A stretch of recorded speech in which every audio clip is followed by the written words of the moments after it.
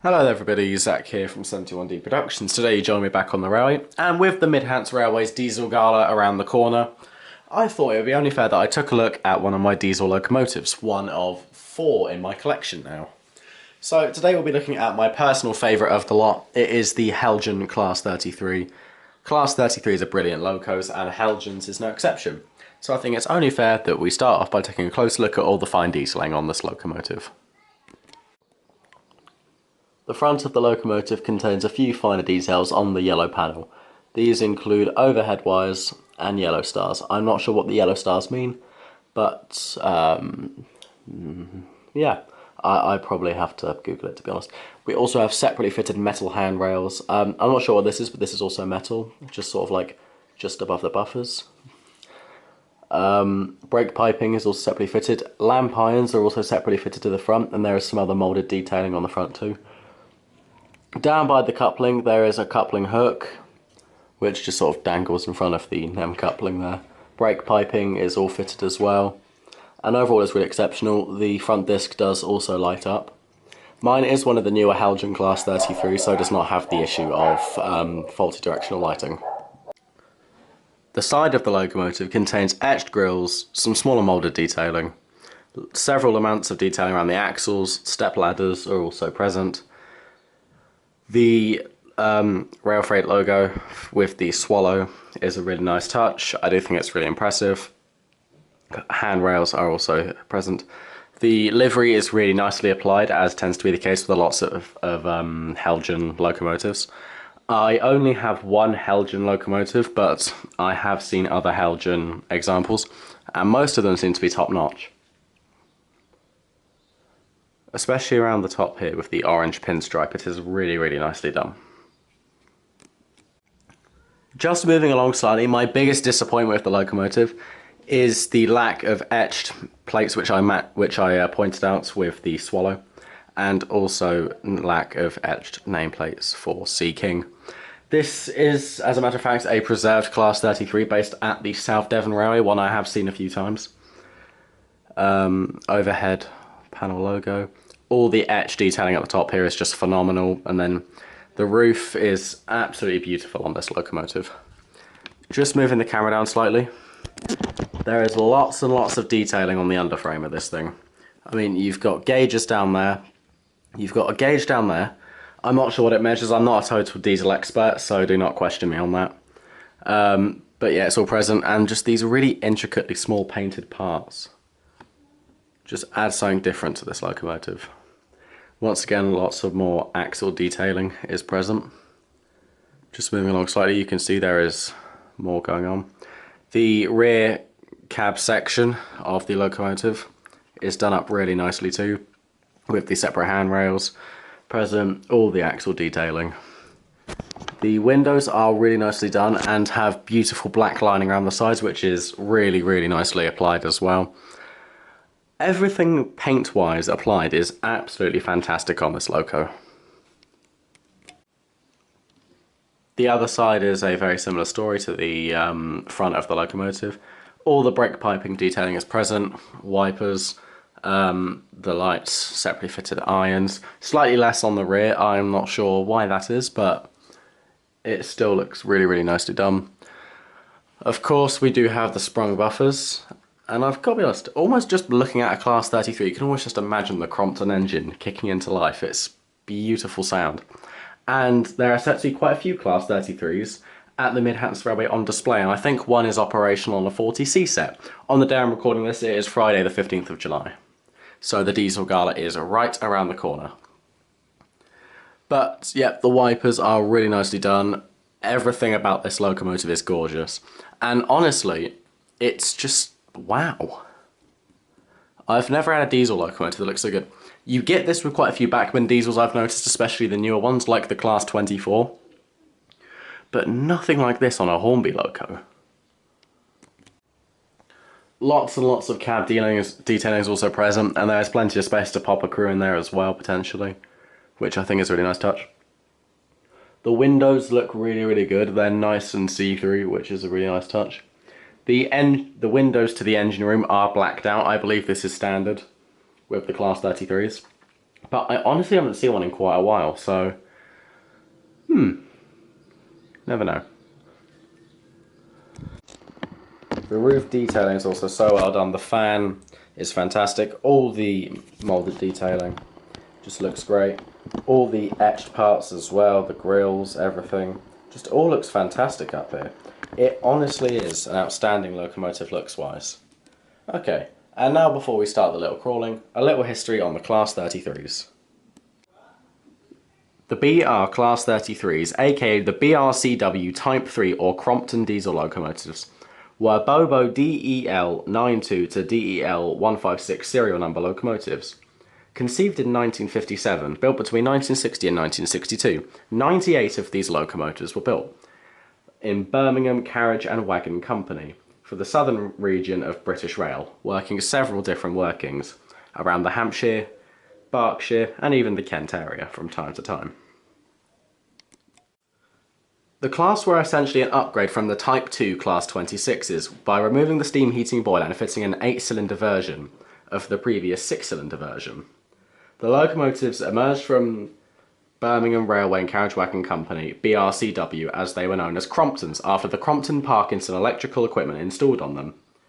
Like their Class 26 and Class 27 brothers, their bodywork and cabins were all made out of steel. There were 2 Southern Region head code blinds installed instead of the normal lights, however, on the Class 26s and Class 27s. Some Class 33s, later Class 33-1s, were fitted with push-pull equipment for the Bournemouth to Weymouth services, which were unelectrified at this point, running with 4 TC units, which were 4 trailer units with cabs at each end, similar to the Great Western Auto system. A 33-2 was also constructed. This was a slightly more narrow version than the wider Class 33s. During the privatisation era, the locomotives even proved their worth on freight workings, as some were hired out by civil engineers, in the similar livery that you see Sea-King in right now. Their strong horsepower and tractive effort of 45,000 pounds meant that they were more than suited to the jobs. They also had a top speed of 85 miles an hour, which is why they were later put also on the Portsmouth to Cardiff Express runs, before the Class 47s came into effect on the line. As useful as the class were, even into the privatisation era, after they began working for companies such as Direct Rail Services, EWS, Fragonset, and currently even some are used by West Coast Railways on rail tour workings, particularly put with often Mayflower and the Black Fives.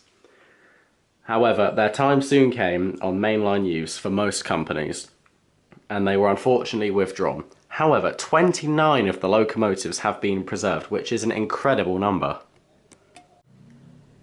Quite a few of these locomotives are named as well, and I will run through the list now because why not? Sea-King, Eastleigh, Lieutenant Jenny Lewis, Griffin, the other Eastleigh, Glenfalloch, Glenloy, Spitfire, Merlin, Ashford, Seagull, R.J. Mitchell, Sea Lion, Sophie, Swordfish, Vampire, Captain Bill Smith RNR, Hertfordshire Rail Tours, Dennis G. Robinson, and Jim Martin. So the Class 33s are still in use today on several different preserved railways, mainly because of their incredible versatility and use to everyone else. So there you have it, the rather elongated history on the Class 33 Cromptons. I do like them, they are fantastic locomotives. And this Heljan one is certainly a treat to use. Okay, now time for the slow speed test. I will pop the lights on. I think I might be... oh no, the lights have come on. Okay, that's good. Right, now let's just see how it is at a good slow speed. It's a decent crawl. Can I go even slower?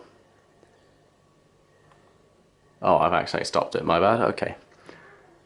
Damn, that is not bad at all. That is a smooth crawl. Okay, and backwards. Yep, not bad. Not bad at all. Forwards again, and back.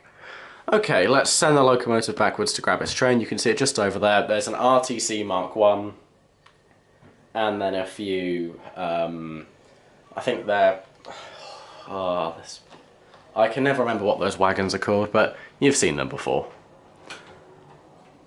Right, let's see how smooth I can couple up still.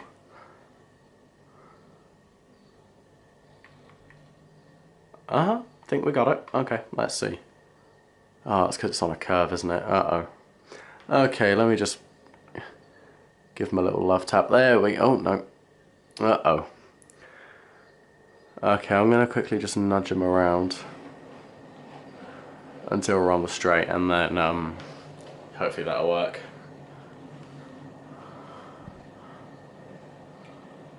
Okay, forwards we go. Haha! Alright, let's give it a little bit more welly. Yeah, I'd say that's a decent speed. Okay, and let's get the second locomotive running. Now, I've only got the Class 66, so take it or leave it really, because my other two diesel locomotives, which you will see at some point, aren't DCC fitted as of right now. So, yeah.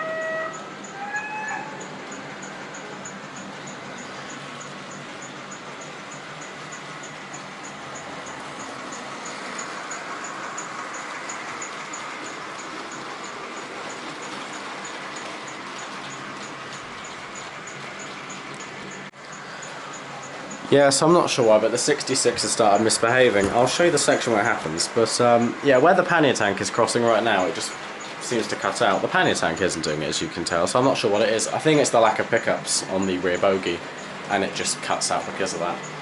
So yeah, I've swapped it out for the pannier tank, because it's a nice loco and I haven't showed it off in quite a while.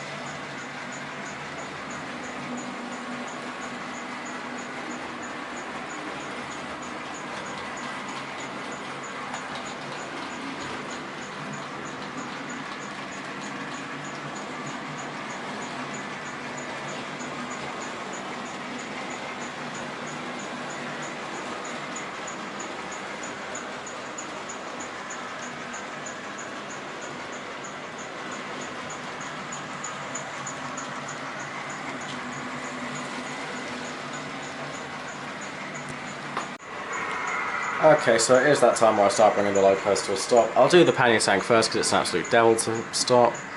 Is it going to stop before it reaches the curve? It is, my goodness. And bring the 33 around as well. Yep, annoying that the Class 66 died, but yeah, the pannier tank just did well to come and save the video for me. And I'll shut the pannier tank down. Okay, so that was my review on the Heljan Class 33. A really, really brilliant loco. It looks brilliant, it runs brilliant, and it is a fantastic addition to anyone's layout if they want a diesel locomotive. Especially a Southern Region diesel, which the Class 33 is certainly a prime example of. Anyway, I hope you have enjoyed this video. I am back, don't worry, I am alive. So thank you for watching. Make sure to like, share, subscribe. And yeah, let me know if you think there's anything I could do just in general, like video ideas, or to improve my channel. Thanks for watching, and bye for now.